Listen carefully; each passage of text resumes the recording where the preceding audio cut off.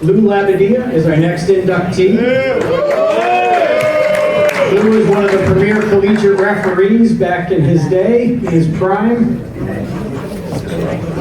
His resume, I'm sure he still does a good job with it. Wild crowd out here.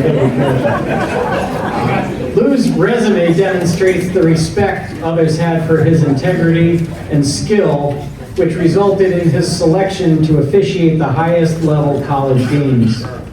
And while a regular on the collegiate circuit each year, he also officiated 6 Division I men's Final Fours, 5 national semifinal matches and the 1998 national championship, 4 Division I men's national quarterfinal matches, 9 D2 men's Final Fours, including 2 national championships, and 2 Division III men's Final Fours, 2 NAIA men's national tournaments, and 1 final. Lou is one of the great referees in the nation after having established himself in Connecticut soccer. He was inducted into the Middletown Sports Hall of Fame in 2013. Lou officiated over 50 games for Southern Connecticut or Yukon games with Ray Reed coaching on the sideline. And I talked to Ray to see if he had any connections. He's not here tonight, but after joking about how the game would have been easier if Lou got 1 call right in all those games, Ray then praised Lou for his skills, saying, honestly, Lou is the best at managing players and coaches. He officiated many high-pressure big games and was great in those games. While today's refs would throw players out, Lou would talk with them. He protected players and the players loved him for it, and the coaches respected him. And that is high praise for a referee. So for his high-level, consistent success as a collegiate referee, Lou is being inducted tonight. Please join me in welcoming Lou Labbadia into the Connecticut Soccer Hall of Fame.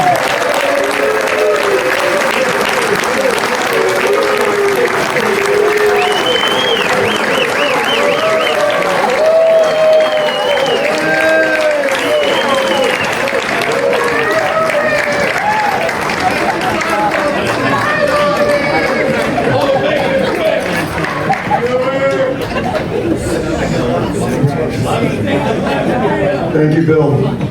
Bill, you know who's more happy about getting inducted than me? The bar manager of the Doubletree Hotel. Look at that.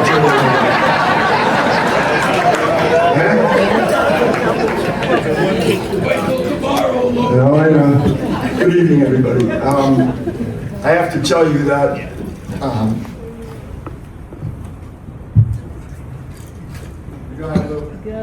I knew I would do this. I am absolutely overwhelmed with gratitude to be a part of Connecticut's rich soccer history. Thank you all for coming, and I'm seeing a lot of familiar faces that really make this a lot more special than it could have been. I want to thank the committee for recognizing my soccer career in this way. I'd like to also congratulate my fellow inductees. I'm very fortunate to be among them and fortunate to be among the honorees who came before us. Like Bill said, if you guys look around at this list, it's amazing. You know, an accomplishment like this is not something that I did alone.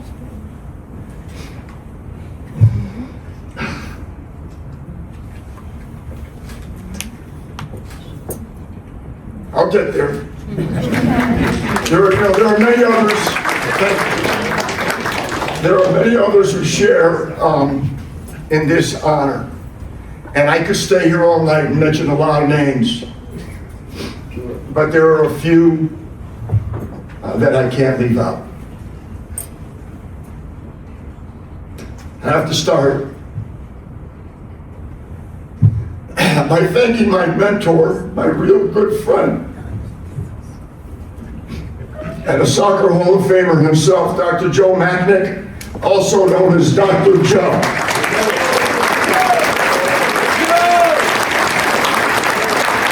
And if you guys think I'm choking up because of my memories of Joe, no, I lost another Super Bowl wager to him this year. You know, as a young referee, I used to go and watch Joe all the time. I mean, if you were going to learn something, you were going to learn it from the best, and Joe was the best. And then afterwards, we'd go out and have a beer, have a sandwich. And I would ask a million questions, and if you ask Joe, he'd tell you most of them were dumb ones. And he gave me some really, really important advice. He said, Lou, look, no one can blow the whistle for you. Nobody can manage players for you. Nobody can make critical decisions for you. You have got to put your stamp on the game.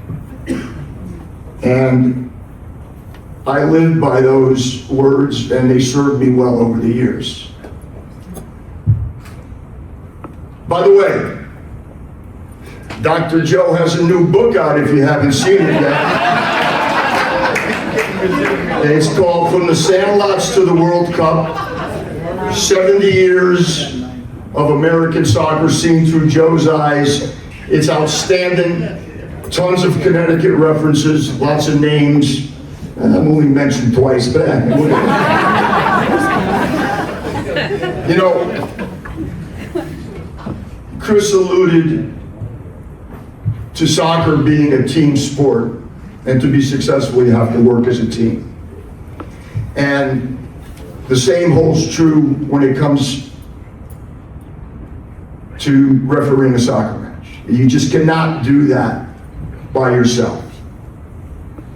And I've had the good fortune to work with my guys over there.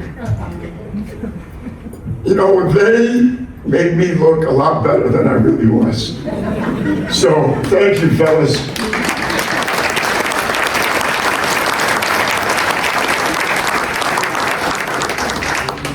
This is the hard part. And I'd like to thank my partner in life, Corinne.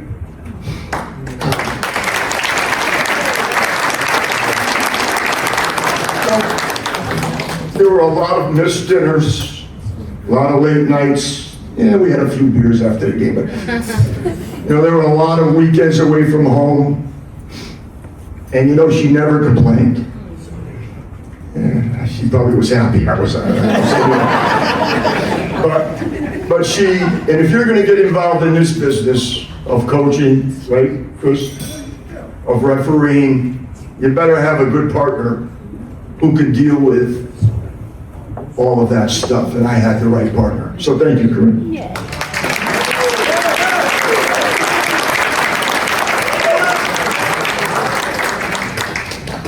And last but not least, I'd like to thank Bill and the current, past, and future committees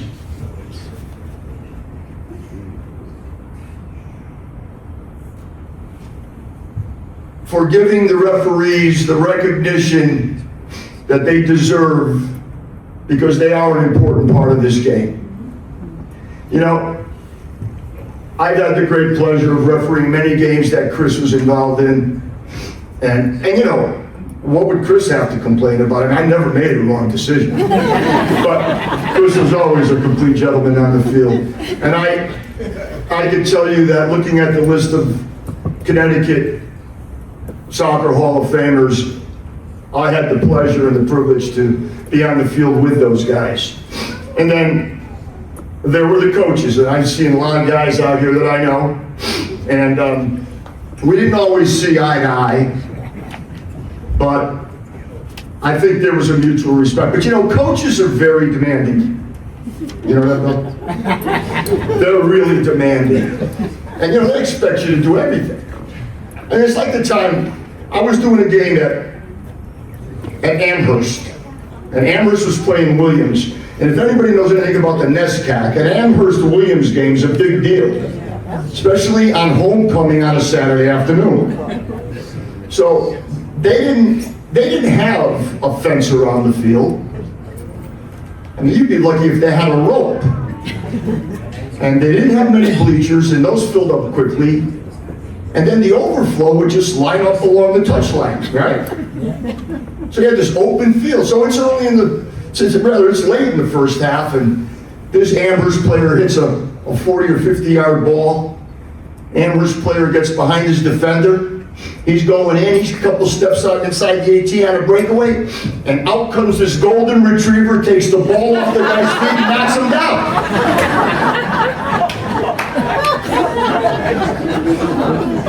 We blow the whistle for the half.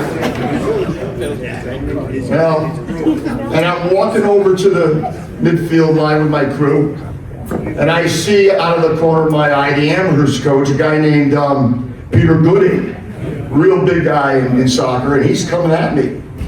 And in his British accent, he says, "Lou, what the bloody hell is going on out there?" I says, "What are you talking about, Peter?"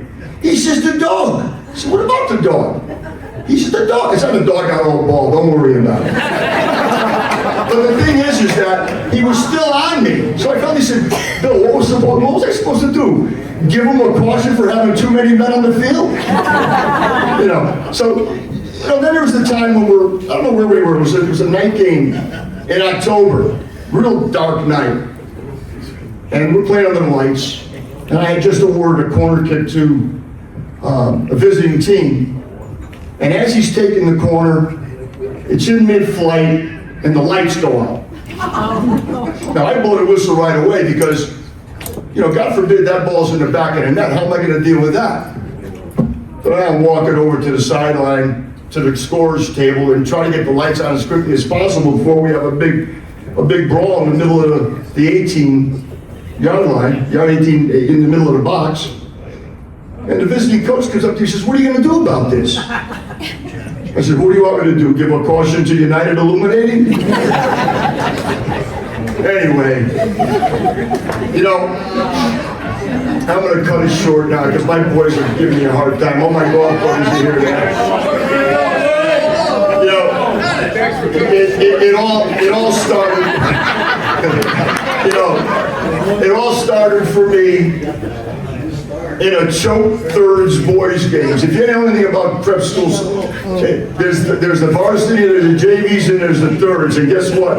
It's not good soccer. But it was great because after the game, they gave me an envelope. I said, "What's this?" He said, "Sign it. It's your game fee, $22. But it all started for me on the soccer fields of Connecticut. And it culminates tonight in one of the proudest moments of my life. To be a member of the Connecticut Soccer Club.